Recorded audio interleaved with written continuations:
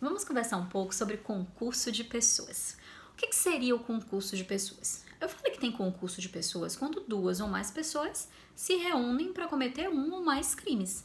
Então, nessa hipótese, eu tenho um concurso de pessoas, porque eu tenho mais de um agente no polo ativo do delito. Esse concurso de pessoas, ele pode ser um concurso necessário quando eu tenho um crime plurissubjetivo, ou seja, quando a exigência do concurso é uma elementar típica, exemplo da associação criminosa, da organização criminosa, da associação para fins de tráfico de drogas, da formação de milícia privada, são todos crimes plurissubjetivos, então nesse caso eu tenho um concurso de pessoas necessário, e eu também tenho o concurso de pessoas eventual, quando aquele crime pode ser praticado com uma única pessoa, por várias pessoas, mas eventualmente algumas pessoas se reúnem para praticar aquele crime. É quando eu tenho um concurso de pessoas num crime de roubo, num crime de furto, num crime de homicídio, né? Porque aquelas pessoas decidiram se reunir. Nessas duas situações, eu falo em concurso de pessoas. Qual a regra do Código Penal a respeito do concurso de pessoas? A regra do Código Penal está no artigo 29. E lá no artigo 29, eu tenho escrito o seguinte: quem de qualquer modo concorre para o crime incide nas penas a estes cominadas, na medida da sua culpabilidade. A gente precisa entender, então, o que é esse concurso de pessoas e como é que eu analiso esse concurso de pessoas num caso concreto. Eu falo em concurso de pessoas, gente, quando eu tenho alguns requisitos. O primeiro, óbvio, pluralidade de pessoas, uma pluralidade de sujeitos cometendo crime, uma pluralidade no polo ativo da conduta criminosa. O segundo é o chamado liame subjetivo entre os agentes. Os agentes têm um acordo de cometerem um crime juntos. Não foi um acaso, não foi uma coincidência. Eles acordaram, eles decidiram cometer o crime juntos. É diferente de duas pessoas quererem matar uma mesma pessoa e por coincidência estarem matando ao mesmo tempo. Né? Então eu preciso primeiro da pluralidade subjetiva, né? Pluralidade de sujeitos. Segundo, liame subjetivo. Eu tenho também a relevância causal do comportamento. Eu só posso chamar de pluralidade de pessoas quando todas as condutas praticadas por aquelas pessoas são relevantes. Então é necessário que a conduta do colaborador seja relevante, mesmo que seja a título de colaboração, né? De participação. E eu preciso também de um quarto requisito, que é a chamada identidade da infração penal.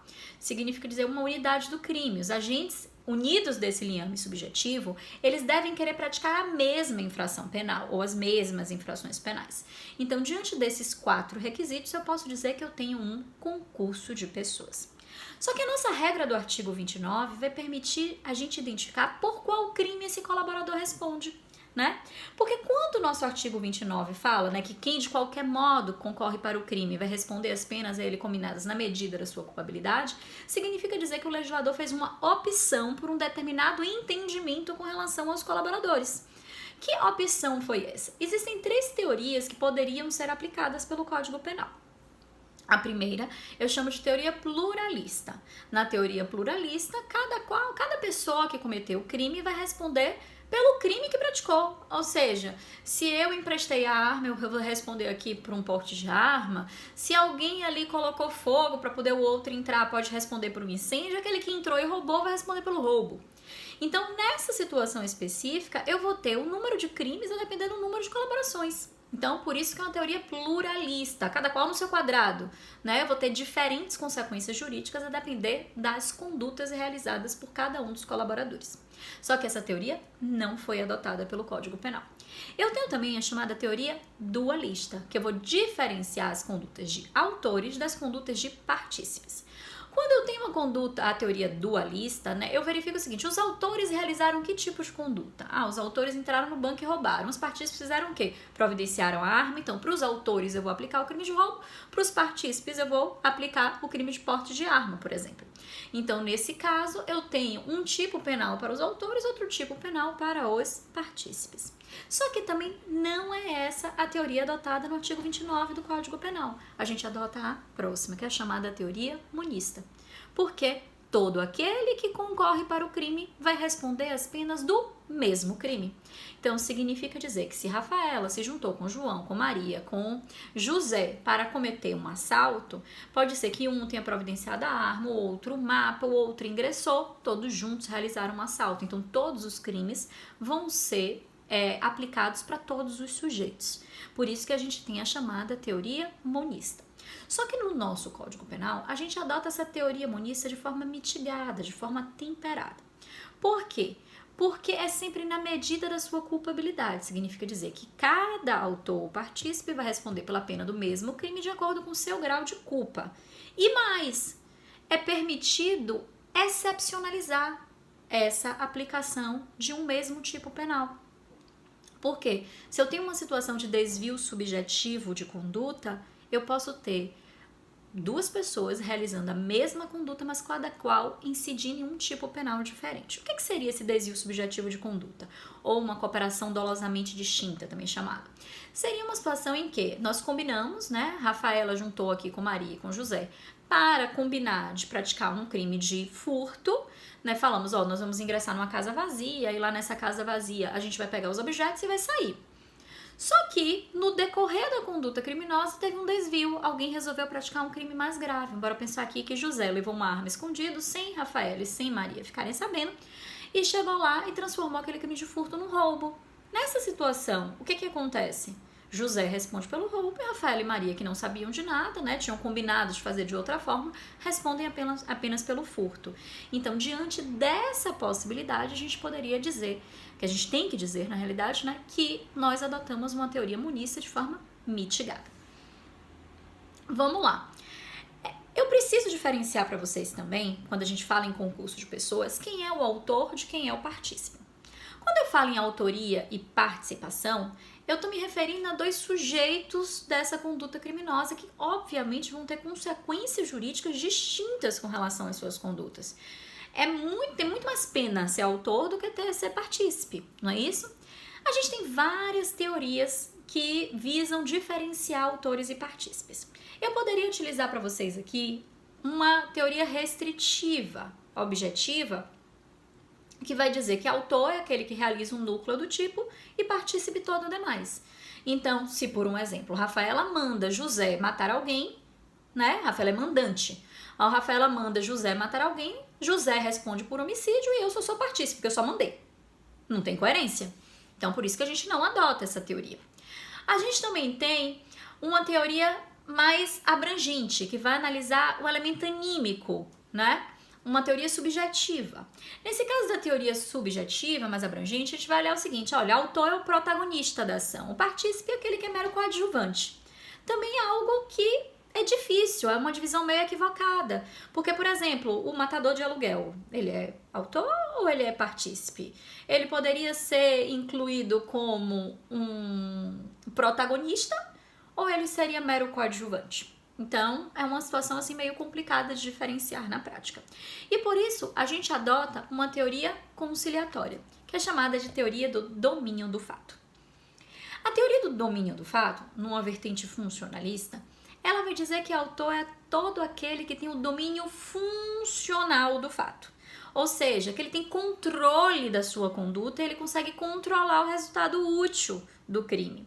Então, eu vou considerar autor tanto o mandante quanto aquela pessoa que atirou. Eu vou considerar autor tanto aquele que planejou quanto aquele que realizou o tipo penal. Vamos lá pensar no seriado La Casa de Papel. Quando a gente pensa em La Casa de Papel, a gente vê que o professor não entrou no banco na Casa da Moeda. Não é isso? Mas ele é autor do crime praticado. Por quê? Porque ele tem domínio funcional a respeito daquela conduta, assim como toda aquela equipe, né, que leva nome de cidades, que ingressaram lá na Casa da Moeda. Então, dessa forma, a gente falaria que autor é aquele que detém o domínio funcional do fato. E quem é o partícipe? O que sobra para participação? A gente vai chamar de partícipe aquele que tem uma contribuição acessória. Ou seja, é aquele que induz, instiga ou auxilia materialmente o autor. Nesse caso, eu falo que teria uma participação. Esse partícipe, ele pode ser considerado como uma participação de menor importância, inclusive. Quando eu tenho uma participação de menor importância, eu tenho a incidência do artigo 29, parágrafo 1º do Código Penal, que diz o seguinte: se a participação for de menor importância, a pena pode ser diminuída de 1/6 a 1/3. Então, apenas na conduta do partícipe, se a gente vê que a participação foi mínima, foi pequenininha diante de um todo, né, a gente pode ter essa causa de redução da pena. E a partir de que momento eu puno a participação? Eu vou punir a participação a partir da execução do crime pelo autor. Pode ser que eu tenha induzido, mas o autor não fez nada. Se ele não fez nada, ele não vai responder por nada e eu também não. Então, a participação, ela se torna punível, né, a partir do início da execução do crime pelo autor. Isso está previsto no artigo 31 do Código Penal. Olha o que diz o artigo 31. O ajuste, a determinação ou instigação e o auxílio, salvo disposição expressa em contrário, não são puníveis se o crime não chega pelo menos a ser tentado. E o que é tentativa, né? Início da execução com interrupção por circunstâncias alheias à vontade do agente. Então, por isso que eu digo que a participação, ela se torna punível a partir do início da execução do crime pelo autor. E com isso fica claro, né, que é concurso de pessoas, né, a diferença entre um concurso de pessoas eventual e um concurso de pessoas necessário, os requisitos do concurso de pessoas, né, as consequências de uma participação, momento de punição de uma participação e a diferenciação entre autoria e participação. Mas sabendo que a gente tem vários termos que são associados a esse concurso de pessoas. A gente chama de coautoria, né, a situação de eu ter mais de uma pessoa figurando como autor. Eu tenho uma possibilidade de falar em autoria intelectual, que é aquele autor que pensa, né, que ele visualiza, que ele planeja. Exemplo, o professor de La Casa de Papel. Eu também falo em autoria por convicção. Quando eu me refiro à autoria por convicção, eu estou falando aquele que comete o crime, mas convicto de que ele está fazendo uma coisa certa, né? Um exemplo claro são aqueles atentados terroristas, né? Teve, por exemplo, nas Torres Gêmeas, então aquela pessoa está lá sabendo que vai ser autor de um crime, mas ele está imunido ali por uma questão religiosa, sociológica, enfim. Eu também tenho a diferença entre a autoria mediata e a autoria imediata. Quando eu falo em autor imediato, é aquele que realiza o núcleo do tipo, aquele que atua diretamente. E o autor mediato é o homem de trás. É aquele que coage alguém para fazer no seu lugar, é aquele que manda outra pessoa para cometer aquele crime no seu lugar. Mas eu não tenho um concurso de pessoas quando eu tenho a chamada autoria colateral. O que seria uma autoria colateral? São quando mais de uma pessoa, sem liame subjetivo, resolvem cometer o mesmo crime ao mesmo tempo. Então, exemplo, bora supor aqui que João, ele resolveu trair Maria e Joana, né? E as duas resolveram se vingar dele. Quando as duas resolveram se vingar dele, as duas resolveram colocar veneno na bebida dele. As duas colocaram ao mesmo tempo, em razão da dose das duas, ele veio a óbito. Se uma não sabia do veneno da outra, se uma não combinou com a outra, ali o que eu tenho é uma autoria colateral, que não caracteriza um concurso de pessoas.